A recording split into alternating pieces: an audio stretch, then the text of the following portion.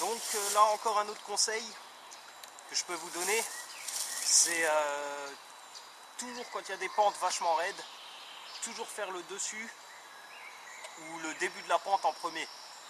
Ensuite on pourra faire le reste de la pente, donc vraiment en plein milieu dedans, parce que c'est souvent à cet endroit, vu que c'est vachement raide, les gens se cassaient la gueule, ils perdaient leur bourse, donc plus souvent les boursés sont perdus dans des pentes comme il y a derrière moi, là je vous montrerai tout à l'heure. Le plus souvent c'est perdu là-dedans.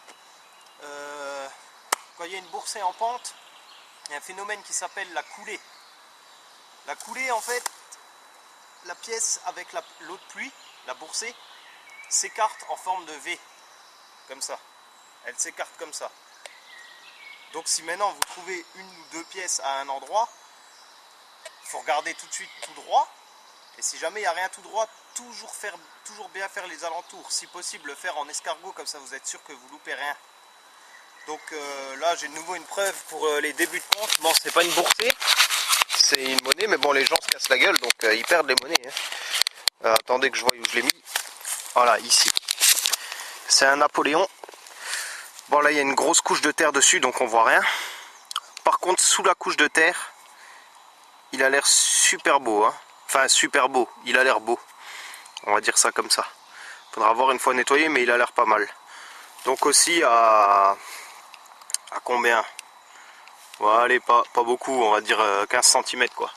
Mais bon, il m'a bien sonné. Indice entre 79 et 82.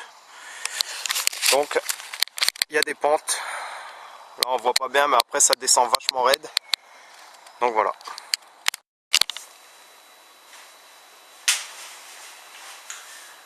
Bon, alors là, je vais vous montrer comment nettoyer au cure-dent une monnaie, donc avec une couche de terre super sèche, pas trop épaisse non plus, parce que sinon avec le cure-dent c'est difficile.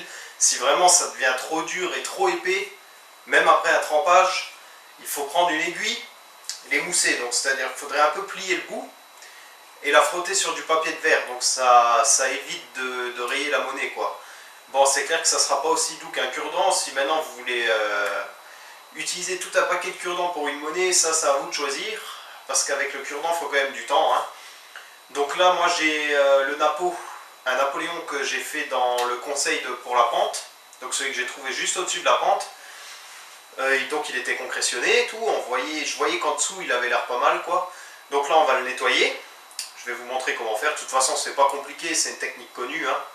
Je montrerai d'autres techniques de nettoyage et de restauration au cours de la vidéo. Donc je vais vous montrer déjà le matériel qu'il faut, c'est pas compliqué. Il faut un bol avec de l'eau. Donc moi j'ai fait un mélange d'eau, enfin c'est de l'eau savonneuse en fait. Ça fait 3 jours que la monnaie trempe. Donc je pense que ça suffira, parce qu'elle s'était pas abusée la terre qu'il y avait dessus. Je pense que 3 jours ça doit suffire. Si maintenant vous avez des romaines ou des monnaies vraiment concrétionnées qui étaient dans un sol vraiment pas top quoi, faut voir même les laisser des fois plus d'un mois dans de l'huile d'olive.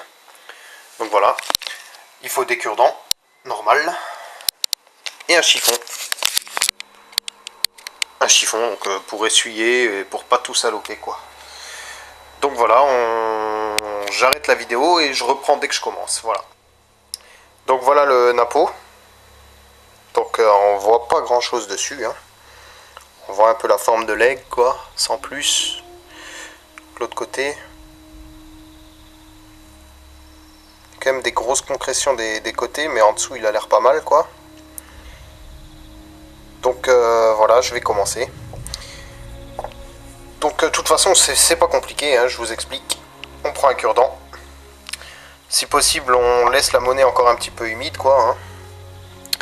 Et toujours bien gratter dans les interstices, donc dans tous les coins. C'est ça l'avantage du cure-dent, c'est que ça va dans tous les coins. Une fois que la monnaie a été trempée, normalement ça va tout seul pour enlever. Il faut juste un peu de patience pour le faire bien. Et puis voilà, donc là je vais poser le caméscope. Je vais gratter un peu. et je vous montrerai le résultat final. Hein. Donc là c'est pas, c'est quand même bien concrétionné quoi, donc on va bien voir, on verra bien.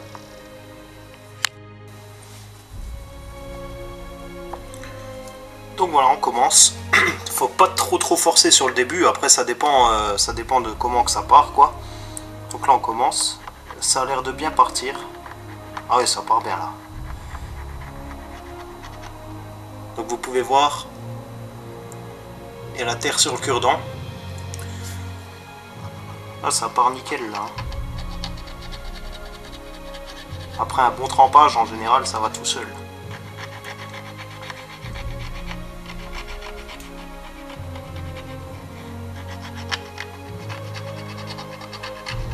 Bon bah je vois la date, il est de 1853. Eh, il est beau hein, il est joli. Je pensais pas qu'il serait aussi joli en dessous quoi. Donc on va déjà voir la différence.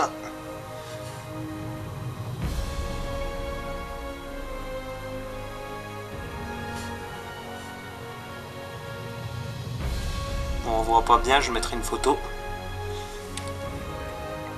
On doit pouvoir voir, je pense.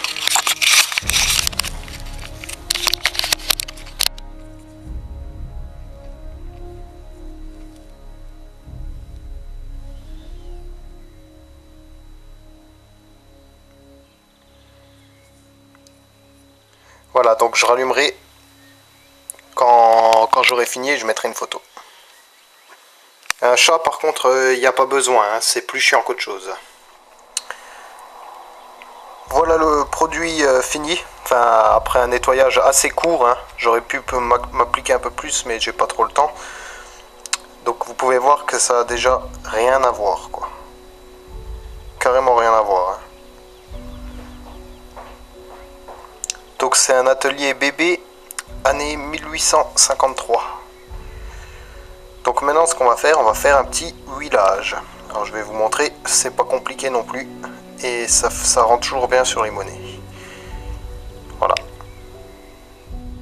Bon alors pour la huiler, ou la cirer comme vous voulez, généralement moi je prends plutôt de la cire d'antiquaire avec un chiffon doux et je la polis entre les doigts quoi avec le chiffon. Là je l'ai pas, elle est chez mes parents. Donc pour le moment je vais le faire avec l'huile d'olive pour stabiliser la monnaie qui se trouve ici. Donc vous voyez elle a déjà une autre tête. Hein. Elle a déjà une autre tête. Donc pour ça c'est tout simple. Prendre la bouteille d'huile d'olive. Là je fais avec les moyens du bord parce que je filme en même temps donc c'est compliqué. On verse un peu dessus. Voilà. Donc là je vais la laisser un peu s'imprégner. En dessous aussi.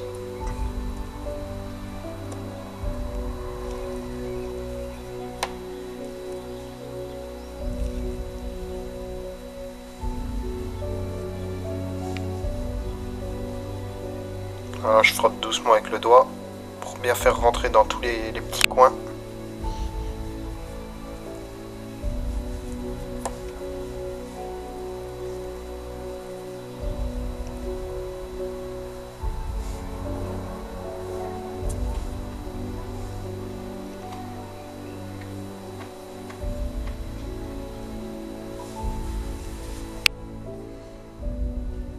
Donc voilà, vous voyez, hein, ça commence à venir.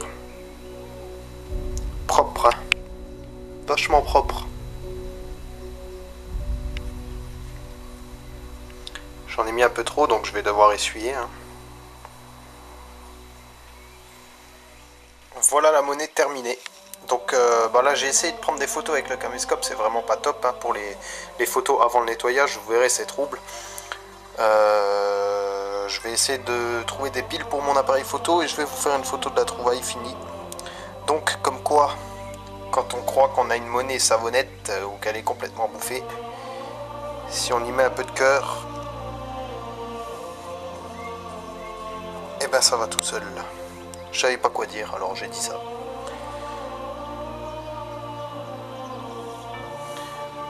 Voilà, elle est propre. Alors qu'avant, on voyait rien dessus. C'était rempli, c'était que de la terre sèche qu'il y avait dessus partout, tout autour.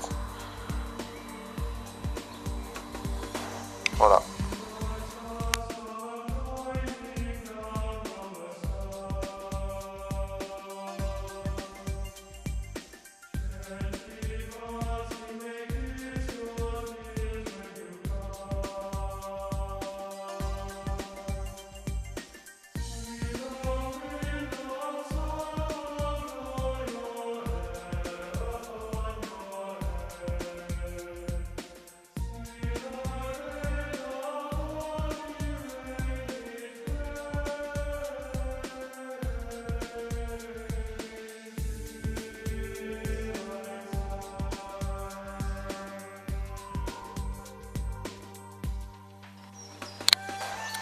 Là je viens de faire une monnaie de 5 francs de 1973, celle-ci.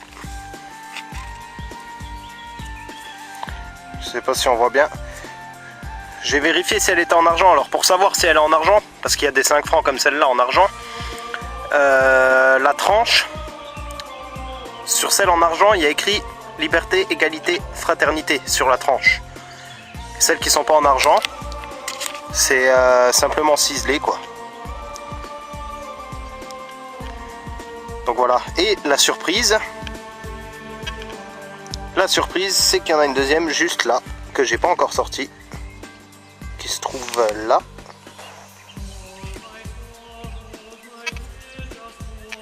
Voilà, une couleur bizarre celle-là. Devient noir comme de l'argent, mais c'en est pas une en argent, c'est aussi ma clé. 1987 celle-là. Donc voilà, une petite boursée moderne. J'aurais préféré que ce soit des 5 francs napo, mais bon, ça fait toujours plaisir à sortir. Mais quand on voit du blanc comme ça sortir, on est tout de suite content, mais en fait non quoi. Mince. Toujours dans le labour. Donc à cet endroit-ci, je viens de faire une sorte de plomb. Enfin ça en plomb déjà, mais l'objet je sais pas ce que c'est. Donc en dessous c'est lisse avec une petite poignée, on dirait un poids. Je sais pas, c'est possible. Hein. Donc là je vais quand même pas tarder à rentrer parce que il commence à bien flotter, la voiture est juste là.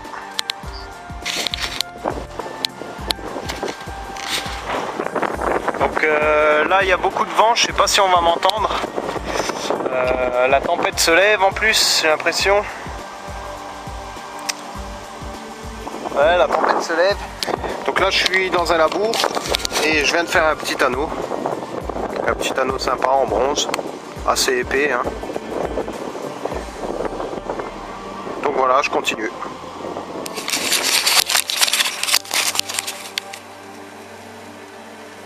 Voilà le résultat d'une sortie d'une demi-heure. Là je rentre parce que vous pouvez voir, hein, il flotte à fond là. Donc il y a une poignée de meubles. Donc tout à gauche, hein, le gros truc rond. Un anneau, juste à côté il y a une boucle médiée. J'ai deux monnaies de 2 francs aluminium, une de 46 et une de 41. Un objet un peu bizarre, Creutzwald là. Union sportive quoi. Un bouton, un poids et une 10 centimes de francs qu'on avait avant l'euro, donc rien d'extraordinaire. Voilà.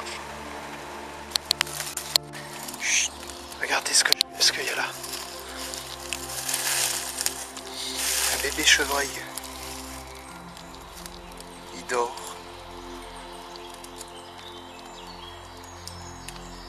Il dort, il remue. Il n'a pas peur.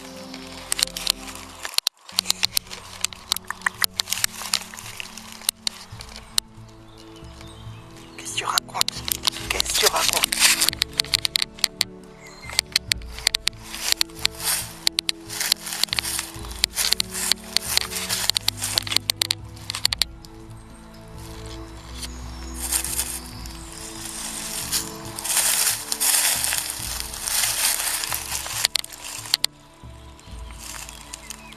Allez, on va le laisser tranquille. Pas que sa mère elle arrive, qu'elle soit énervée.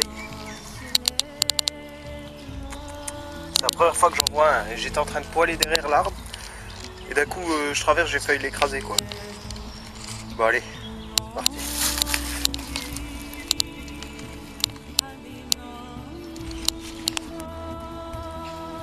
Là, à bien 35 cm.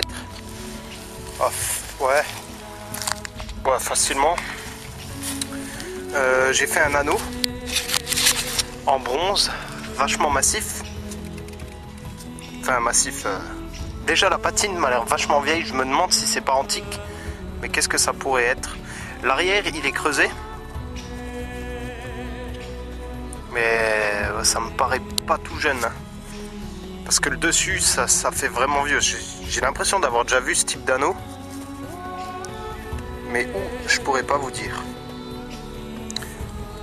Ce qui est sûr, c'est que c'est minimum médié. Vu la patine, la couleur, elle a des reflets clairs, des reflets un peu plus foncés. Et c'est pas régulier quoi. Donc voilà, au bord d'un gros rocher.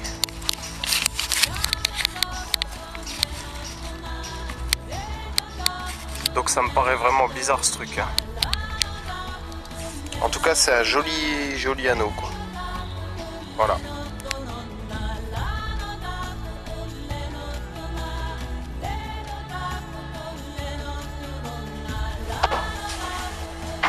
Donc pour ceux qui vont faire du militaria, donc moi ce que je conseille c'est donc les forêts où il y a eu des combats ou des campements ou quoi que ce soit.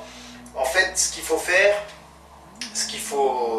on va pas dire en premier, mais ce qu'il faut pas oublier de faire, on va dire, c'est surtout les lisières de forêt. Donc si maintenant il y a des tranchées en lisière avec une petite bosse, un petit monticule de terre sur tout le long qui donne sur la lisière, donc sur un champ ou sur un pré ou quoi que ce soit, toujours faire cette lisière. Un exemple, j'ai déjà trouvé plusieurs choses, des boîtes de rasoir, des baïonnettes, toujours à différents endroits et sur ce petit monticule. Donc là c'est la dernière trouvaille que j'ai faite sur un monticule, donc dans mon village, tout près de chez moi. Donc un casque allemand de Première Guerre mondiale, c'est un modèle 16. Donc voilà, dans la lisière, sur la lisière on va dire, et à environ 70 cm, coincé dans les racines. J'ai mis 2 heures à le sortir, mais bon, le résultat, ça fait plaisir quoi. Un petit casque allemand. Donc voilà, un petit conseil pour la route.